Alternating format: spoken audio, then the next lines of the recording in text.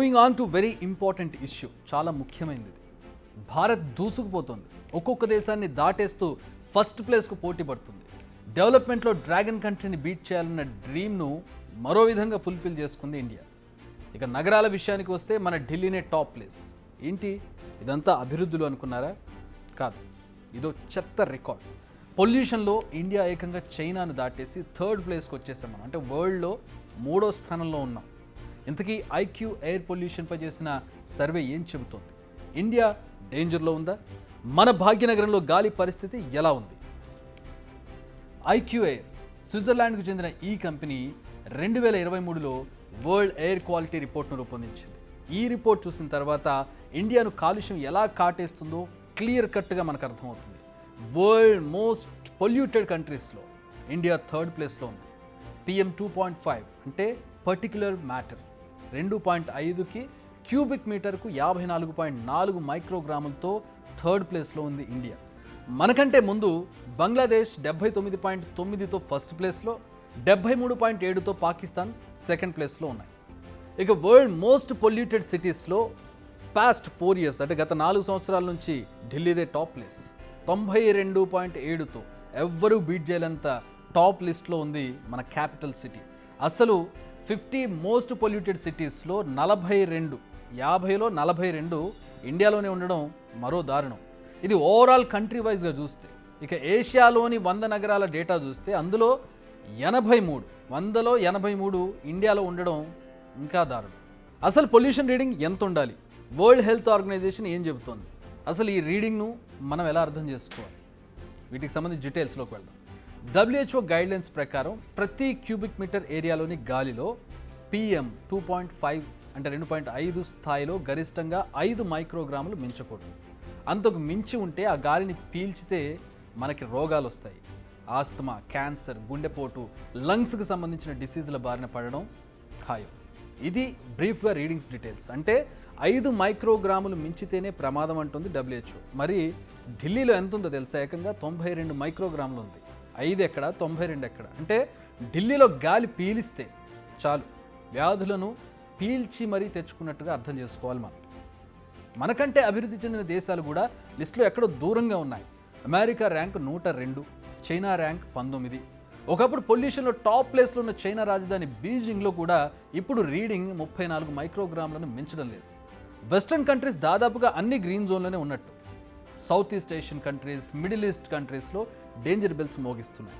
ముందుగా ఢిల్లీ రీడింగ్స్పై ఒకసారి చూద్దాం. క్యాపిటల్ సిటీ మంత్లీ వైజ్ రీడింగ్స్ని చూస్తే మనం షాక్ అవుతాం. ఎందుకంటే గతేడాది నవంబర్ డిసెంబర్లో అంటే చలికాలంలో 200 మైక్రోగ్రాములు దాటింది. ఇలా మంత్లీ వైజ్ యావరేజ్ తీసుకుంటే 2023లో ప్రతి 2.5 PM స్థాయిలో 102 మైక్రోగ్రాములు ఉంది. ఢిల్లీలో ఇంత దారుణంగా పరిస్థితులు ఉన్నాయో రీజన్స్ను కూడా చెప్పింది సర్వే రిపోర్ట్.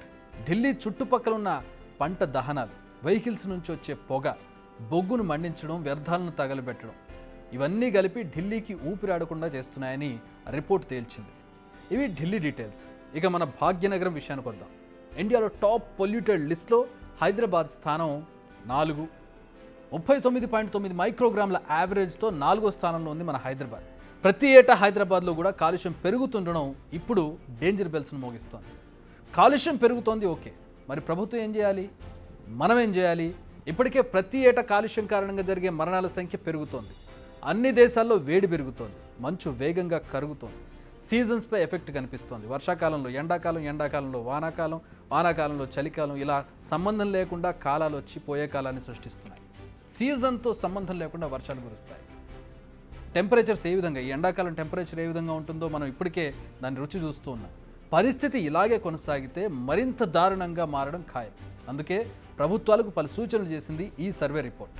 రెన్యూవబుల్ ఎనర్జీకి కావాల్సిన రిసోర్సెస్ను ప్రభుత్వం కల్పించాలి. రెన్యూవబుల్ ఎనర్జీ అంటే సోలార్ సోర్స్ కావచ్చు, సౌరశక్తి లాంటిది, లేదంటే విండ్ ఎనర్జీ కావచ్చు, లేదంటే బ్యాటరీ వెహికల్స్ కావచ్చు, ఇట్లాంటివి. వీటిని కమర్షియల్ అయినా పర్సనల్ అయినా క్లీన్ ఎయిర్ను విడుదల చేసే వెహికల్స్ను తయారు చేసేందుకు ఇనిషియేటివ్ తీసుకోవాలి. ఇంటర్నల్ కంబషన్ ఇంజిన్స్ పక్కకు పెట్టేందుకు కావాల్సిన ప్రయోగాలను ఆర్థిక సాయం చేయాలి. అప్పుడే పొల్యూషన్ను వేర్ల నుంచి పెకిలించి వేసేందుకు వీలు కలుగుతుంది. ఇక వీటితో పాటు కొన్ని దేశాల కేస్ స్టడీస్ను మనం చూడొచ్చు. ఢిల్లీ, బీజింగ్లో దాదాపు 2 కోట్ల జనాభా ఉంటారు. ఢిల్లీ ప్రజలు ఇప్పుడు గాలి కాకుండా పొగ పీలుస్తున్నట్టే లెక్క. ఉన్న రీడింగ్స్ ప్రకారం చూస్తే. అప్పుడు బీజింగ్లో కూడా సేమ్ సిచ్యువేషన్ ఉండేది ఒకప్పుడు, కానీ ఇప్పుడు సీన్ మారింది. మరి ఇది ఎలా సాధ్యమైంది? చైనా ఏదైనా ఆర్డర్ ఇచ్చిందంటే ఖరాఖండిగా అమలు చేస్తుంది, కానీ మన దగ్గర అలా జరగదు. బీజింగ్లో ఎయిర్ పొల్యూషన్కు తగ్గించేందుకు బొగ్గు ఆధారిత ప్రాజెక్టును నిషేధించారు. ఇళ్లలో బొగ్గు ఉపయోగంపై బ్యాన్ పెట్టారు. ఇంధన నాణ్యతను పెంచారు. ఇంధనం నాణ్యంగా ఉంటే విడుదలయ్యేటటువంటి వాయువులు పొగ ఏదైతే ఉందో ఆ పొగ కూడా లెస్ కార్బనిక్ ఎమిషన్ ఉంటుంది. డీజిల్ ట్రక్కుల్లో ఇంజిన్ల నాణ్యతను పెంచారు. వాహనాల నుంచి వెలువడే పొల్యూషన్ కంట్రోల్ చేయడంలో సక్సెస్ అయ్యారు. మన దగ్గర 20 ఏళ్ళు 25 ఏళ్ళు 30 ఏళ్ళు అయినా వెహికల్స్ రోడ్ల మీద తిరుగుతూనే ఉంటాయి. డీజిల్ కల్తీ ఉంటుంది, పెట్రోల్ కల్తీ ఉంటుంది. తక్కువ దూరం వెళ్లేందుకు సైకిళ్లను ఉపయోగించేలా బీజింగ్లో ప్రోత్సహించారు. దాదాపు 10 ఏళ్ల పాటు అధికారులు తీవ్రమైన చర్యలు తీసుకున్నారు. ఫలితం టాప్ 5 నుంచి 18వ స్థానానికి పడిపోయింది ఆ సిటీ ర్యాంక్ పొల్యూషన్లో. అంటే మెరుగైందని. మరి ఇండియాలో ఇలాంటివి ఇంప్లిమెంట్ చేయలేమా? పొల్యూషన్ పెరిగినప్పుడు పై చర్యలు తీసుకొని వదిలేయడమే మనకు అలవాట. ఇకనైనా చర్యలు తీసుకుంటారా?